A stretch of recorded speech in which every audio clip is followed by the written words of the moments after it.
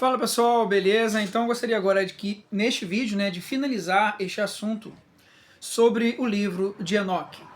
Qual a importância de conhecermos e estudarmos o livro de Enoque? Como eu já disse, a carta de Judas cita a profecia de Enoque. 2 Pedro, 1 Pedro, também citam o livro de Enoque de forma indireta, ao falar ali que os anjos que pecaram contra o Senhor que foram presos, algo que o livro de Enoque nos diz. Mas, resumidamente, o que me chama a atenção o livro de Enoque é sobre o mundo espiritual, de que o mundo espiritual ele é mais real do que podemos imaginar. E sobre isso a palavra de Deus nos diz em Efésios, capítulo 6, para finalizar aqui o assunto, Efésios 6, versículo 12, fala sobre a nossa luta. Nos diz assim: porque não lutamos contra carne e sangue, mas contra os principados, contra as potestades, contra os príncipes das trevas deste mundo, contra as hostes espirituais da maldade nos lugares celestiais. Ou seja, a nossa luta não é contra o homem, não é contra a carne. As pessoas não são nossas inimigas. Devemos amar a todos, inclusive os inimigos, nos diz a palavra de Deus. Ou seja, a nossa luta não é contra homens. A nossa luta é contra os principados, contra as potestades, contra os príncipes das trevas deste mundo. Ou seja, está falando aqui, a nossa luta é contra o diabo e os anjos caídos, contra os nefilins, contra esses espíritos demoníacos. E então, finalizando, eu queria citar aqui, por exemplo, 1 Pedro, capítulo 3, versículo 19 e 20, que nos diz assim, versículo 18, porque também o Messias, Cristo, morreu pelos pecados, pelos nossos pecados, o justo pelos pecadores, para nos aproximarmos de Elohim, de Deus. E ele morreu em corpo, mas vive em espírito. Porque também, e ele pregou para as almas que são mantidas no Sheol, aqueles que antigamente não foram obedientes nos dias de Noé, quando, em longanimidade, Elohim ordenou que uma arca fosse feita, na esperança de seu arrependimento. Mas apenas 8 almas nela entraram e foram mantidas vivas nas águas.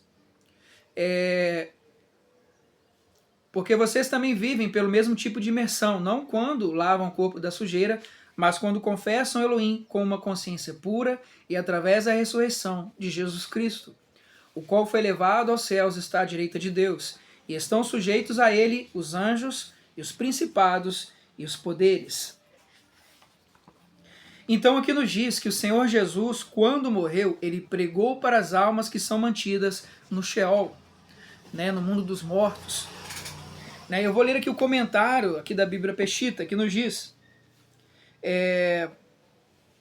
conforme a interpretação da melhor doutrina, as almas que são mantidas no Sheol, a qual Cristo pregou, se referem aos anjos, chamados de vigilantes no livro de Enoque, que se associaram à filha dos homens, Gênesis 6, do 1 ao 4. Segundo o livro de Enoque, os vigilantes foram trancados na prisão como punição. E vemos também em Pedro, em Judas, que diz que Deus os trancou em prisões.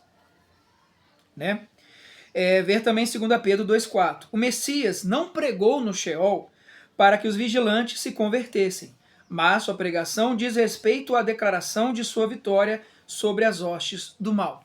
Então há uma interpretação que diz que quando ele pregou para as almas que são mantidas no inferno, há quem diz que são as almas das pessoas que pereceram ali no dilúvio. Mas eu creio que não, porque a Bíblia diz que ao homem está ordenado viver uma só vez. Não existe reencarnação e não existe uma segunda chance. Após a morte vem o juízo de Deus. Em Judas nos diz isso. Então aqui quando diz que Cristo pregou para as almas que são mantidas no Sheol, quer dizer que ele declarou para esses anjos presos que ele venceu a morte, venceu o pecado e que ele trouxe redenção à humanidade. Nós vemos aqui em Colossenses capítulo 2, versículo 15.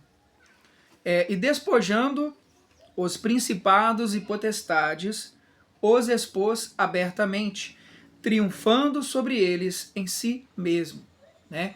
Ou seja, o Senhor Jesus, ele despôs os principados e potestades, os expôs abertamente, triunfando sobre eles em si mesmo, né? Quando Cristo salvou a humanidade ali na cruz, né, ao morrer por nossos pecados, ele trouxe-nos a redenção, né? E assim eu gostaria de finalizar, né, este comentário aqui sobre o livro de Enoque. Há muita coisa a se aprender. O livro de Enoque e sua relação com a Bíblia Sagrada, com os textos sagrados. Deus abençoe a todos, né, e até a próxima.